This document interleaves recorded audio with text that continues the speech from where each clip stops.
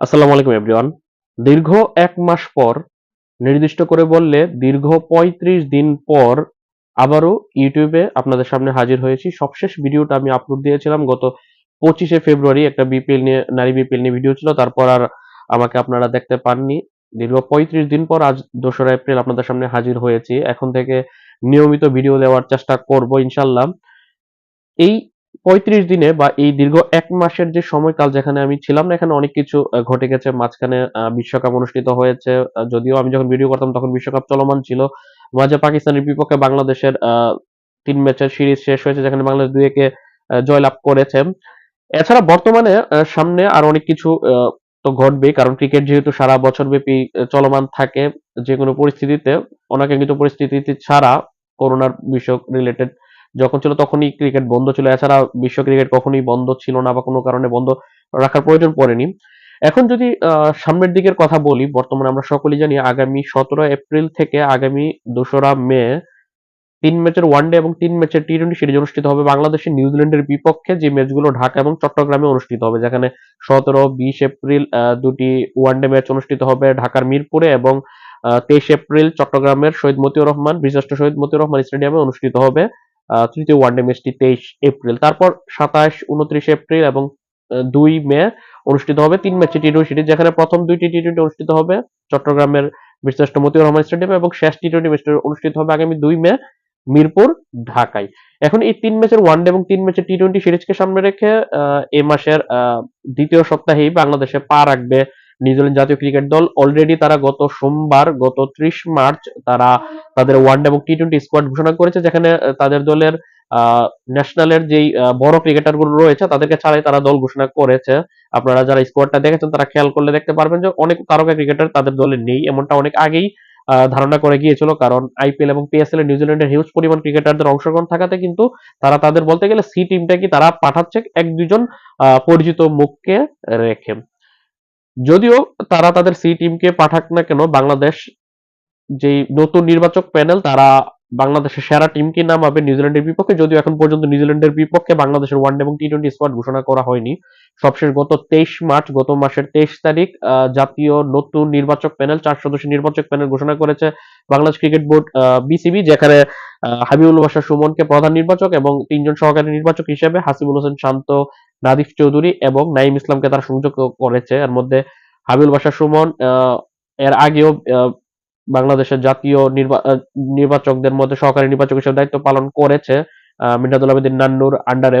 এছাড়া আহ, আরো একজন নির্বাচক হিসেবে হাসিবুল হোসেন শান্ত কিন্তু সবশেষ গাজী আশরাফ হোসেন লিপুর আন্ডারে কিন্তু উনি সহকারী নির্বাচক হিসেবে কাজ করেছে। নতুন মুখ হিসেবে এখানে নাদিফ চৌধুরী এবং নাইম ইসলাম রয়েছে, যার মধ্যে নাদিফ চৌধুরী কিন্তু এর আগে কখনো নির্বাচক না থাকলেও বয়সভিত্তিক ক্রিকেটে গত ২ বছর বয়সভিত্তিক ক্রিকেটের নির্বাচক ছিল, এখন জাতীয় নির্বাচক হিসেবে এসেছে। অন্যদিকে নাইম ইসলাম যে কোনো সেক্টরই বাংলাদেশ ক্রিকেটের প্রথমবারই নির্বাচক হিসেবে দায়িত্ব পালন করছে, এবং ৪ জন ক্রিকেটার কিন্তু সাবেক ক্রিকেটার, আমরা সকলেই জানি। এর মধ্যে হাবিবুল বাশার সুমনকে তো সকলেরই চেনা, ছক্কা নাইমকে সকলেরই চেনা। নাদিফ চৌধুরী বাংলাদেশ একজন ওপেনার ব্যাটসম্যান ছিল, পাশাপাশি হাসিবুল হোসেন শান্ত ছিল অনেক একজন পুরনো একজন সাবেক ক্রিকেটার। এই ৪ জন নির্বাচক প্যানেল গতকাল ১ এপ্রিল থেকে তারা তাদের দায়িত্বভার বুঝে নিয়েছে, যার মধ্যে থেকে তারা অলরেডি তাদের প্রথম অ্যাসাইনমেন্ট হচ্ছে নিউজিল্যান্ডের বিপক্ষে বাংলাদেশের ৩ ম্যাচের ওয়ানডে এবং ৩ ম্যাচের টি-টোয়েন্টি সিরিজের স্কোয়াডে কারা থাকবে সেটা নির্বাচন করা। তারা অলরেডি কাজে নেমে পড়েছে, খুব শীঘ্র হয়তো আমরা স্কোয়াডটাও দেখতে পারবো। এর বাইরে আপডেটের মধ্যে বলতে গেলে এখন পর্যন্ত Dhaka premier division cricket league বা যাকে আমরা ডিপিএল বা ঢাকা লিগ বলি, সেটা এখন পর্যন্ত শুরু হয়নি। ঢাকা লিগ গত বছর শুরু হয়েছিল ৩ মার্চ, অর্থাৎ মার্চের প্রথম সপ্তাহে শুরু হয়ে গেছিল। এর আগের বছরে যদি আমরা চিন্তা করি, অর্থাৎ ২০২৪ সালের ঢাকা প্রিমিয়ার লিগ শুরু হয়েছিল ১১ মার্চ। এর আগের বছর ২০২৩ সালে ঢাকা প্রিমিয়ার লিগ শুরু হয়েছিল ১৫ মার্চ। অর্থাৎ এই প্রথম মার্চের প্রথম ২ সপ্তাহের মধ্যে কিন্তু, মানে প্রথম ১৫ দিনের মধ্যেই এটা শুরু হয়ে যায়। সবশেষ গত বছর যেই সিজনটা হয়েছে সেখানে ৩ মার্চ শুরু হয়েছিল। অথচ এখন কিন্তু আজ এপ্রিলের ২ তারিখ, এখন পর্যন্ত ঢাকা প্রিমিয়ার লিগ কি আদৌ অনুষ্ঠিত হবে কিনা সেটাই কিন্তু এখন পর্যন্ত চূড়ান্ত হয়নি। এটা সর্বশেষ অক্টোবরে বিসিবি নির্বাচনকে কেন্দ্র করেই কিন্তু এই বিষয়টা হয়েছে। প্রায় ৪০ থেকে ৪৩টা ক্লাব তারা বিসিবি কে বয়কট করাতে ঢাকা প্রিমিয়ার ডিভিশন ক্রিকেট লিগে যে ১২টা ক্লাব খেলে সেখানে কিন্তু অংশগ্রহণ করা অনেক ক্লাবই ওই ৪৩ বিদ্রোহী ক্লাবের সাথে রয়েছে, যার কারণে কিন্তু তারা অংশগ্রহণ না করায় তাদেরকে ছাড়া এই Dhaka premier division cricket league আয়োজন করা যাচ্ছে না। যার কারণে কিন্তু বিসিবি সব দিক থেকে রেডি থাকলেও শুধুমাত্র ক্লাবদের অংশগ্রহণ না থাকার কারণে কিন্তু তারা মাঠে নামতে পারছে না।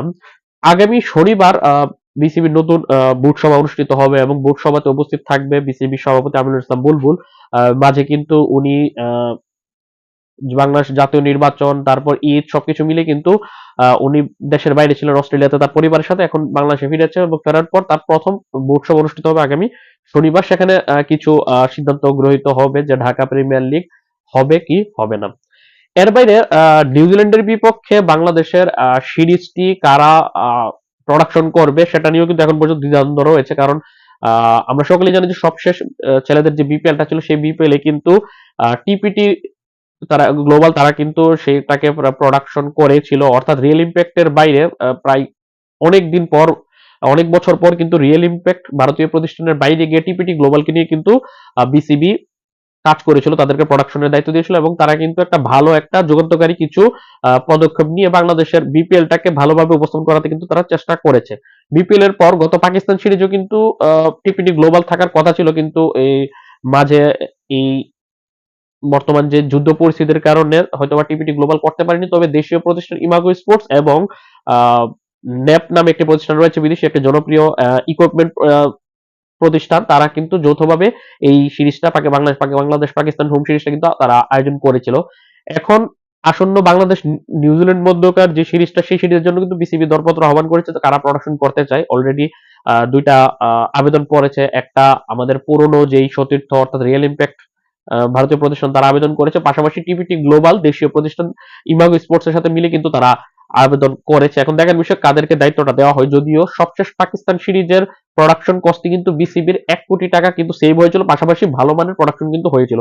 সেই হিসাবে বিসিবি হয়তো বা চাইতে পারে যে তারা টিপিটি গ্লোবালকে দায়িত্ব দিতে পারে। এমনকি যেই 2027 সাল পর্যন্ত বাংলাদেশের সকল ঘরোয়া যে সিরিজগুলো রয়েছে ইন্টারন্যাশনাল সিরিজ, সেগুলোর প্রোডাকশনের জন্য বিসিবি দরপত্র আহ্বান করেছে এবং সেখানে কিন্তু আবেদন করেছে, এই রিয়েল ইম্প্যাক্টও করেছে, আবার এই দেশীয় প্রতিষ্ঠান ইমাগো স্পোর্টস এবং বিদেশি প্রতিষ্ঠান টিপিটি গ্লোবাল মিলেও কিন্তু আবেদন করেছে। এর মধ্যে থেকে যেখানে রিয়েল ইম্প্যাক্ট 100 কোটি টাকার একটা প্রস্তাব দিয়েছে, যেখানে ভ্যাট এবং কর ছাড়া, ভ্যাট এবং কর 35%, ভ্যাট এবং কর সংযুক্ত করলে সেটা হয়ে যায় 135 কোটি টাকার একটা প্রস্তাব তারা দিয়েছে বিসিবি কে।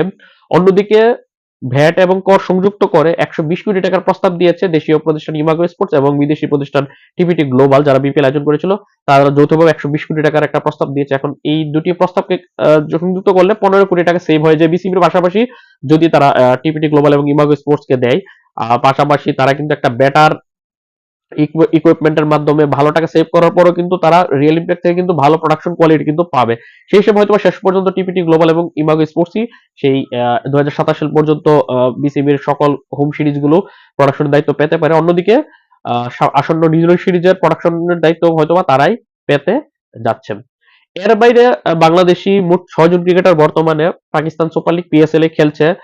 এর মধ্যে থেকে লাহোর কালান্দার্সের হয়ে খেলছে পারভেজ হোসেন ইমন এবং মুস্তাফিজুর রহমান, তারপর পেশোয়ার জালমির হয়ে খেলছে তানজিদ হাসান তামিম, নাহিদ রানা, শরীফুল ইসলাম। অন্যদিকে আরেকটি দল, নতুন দল রাওয়ালপিন্ডিজের হয়ে খেলছে রিশাদ হোসেন। এই 6 জন ক্রিকেটার সেখানে রয়েছে।